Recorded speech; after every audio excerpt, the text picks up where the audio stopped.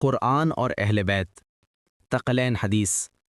الم عمل بی فیکم بالثقل الاکبر واترک فیکم الثقل الاصغر ورکزت فیکم رایت الایمان ووقفتکم على حدود الحلال والحرام والبستکم العافیة من عدلی وفرشتکم المعروف من قولی وفعلی وأريتكم كرائم الأخلاق من نفسي فلا تستعملوا الرأي فيما لا يدرك قعره البصر ولا تتغلغل إليه الفكر۔ کیا میں نے تمہارے سامنے ثقل اکبر یعنی قرآن مجید پر تمہارے سامنے عمل نہیں کیا، اور ثقل اصغر اہل بیت علیہ السلام کو تم میں نہیں رکھا؟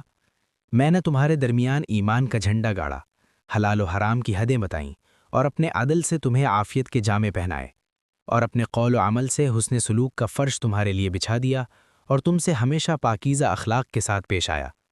جس چیز کی گہرائیوں تک نگاہ نہ پہنچ سکے اور فکر کی جولانیاں عاجز رہیں، اس میں اپنی رائے کو کار فرما نہ کرو۔ خطبے کے اس حصے میں امام علیہ السلام نے دین کے لیے اپنی خدمات کو بیان فرمایا ہے۔ پہلی خدمت یہ بیان فرمائی کہ میری زندگی کے ہر لمحے کو دیکھ لو، کیا میں نے زندگی بھر ثقل اکبر یعنی قرآن مجید پر تمہارے سامنے عمل نہیں کیا؟